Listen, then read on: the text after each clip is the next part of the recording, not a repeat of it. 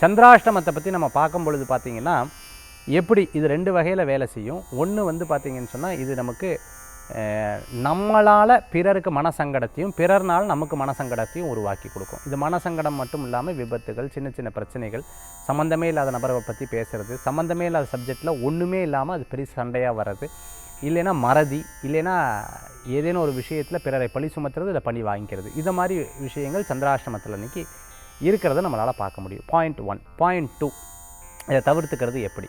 அன்றைக்கி காலையில் நேரத்தை பிரம்ம முகூர்த்தத்தை எடுத்து பிரம்ம முகூர்த்த தீபம் ஏற்றி அன்றைக்கி எதுனும் பக்கத்தில் இருக்கிற கோயிலில் போய் 11 தடவை பிரதட்சணம் பண்ணி 2 தீபம் ஏற்றி வழிபாடு பண்ணிவிட்டு பிள்ளையாருக்கு ஒரு தேங்காய் உடைச்சு அந்த காரியத்தை ஆரம்பித்தால் நிச்சயம் வெற்றி பெறும். காலையும் மாலையும் இதை செய்தால் அன்றைய தினத்தில் சந்திராஷ்டமம் பெரிய பாதிப்புகளை ஏற்படுத்தாது. இல்லை, இன்னும் ஒரே ஒரு பாயிண்ட், முழுசாக அன்றைக்கி ரெஸ்ட் எடுத்துக்கணும்.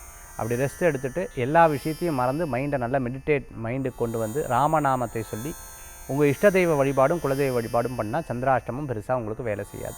அப்போ யார்ட்டையும் ஃபோன்லேயும் இல்லை நேரடியாகவும் தொடர்புக்கும் கம்மி பண்ணிட்டோம்னா அந்த பிரச்சனைகள் இல்லாமல் இருக்கும். இப்படி சந்திராஷ்டமம் ராசிக்கு பார்க்குறதா, நட்சத்திரத்துக்கு பார்க்குறதா, இது போன்ற விஷயங்கள்லாம் நம்மளுடைய நேரடி நிகழ்ச்சியில் நம்ம வந்து சொல்ல போகிறோம். நீங்கள் தொடர்ந்து புதியுகத்தில் வரக்கூடிய ராசி பலனும் அடுத்து பார்த்துட்டிங்கன்னா வெள்ளிக்கிழமை இருக்கக்கூடிய லைவும் பாருங்கள். மீண்டும் சந்திப்போம். வேல்வேல் முருகா, வெற்றிவேல் முருகனுக்கு கரகரோகரம். உங்கள் ஜோதிஷாச்சாரியர் ஜோதி சாம்ராட் மகேஷ் சந்திரன்.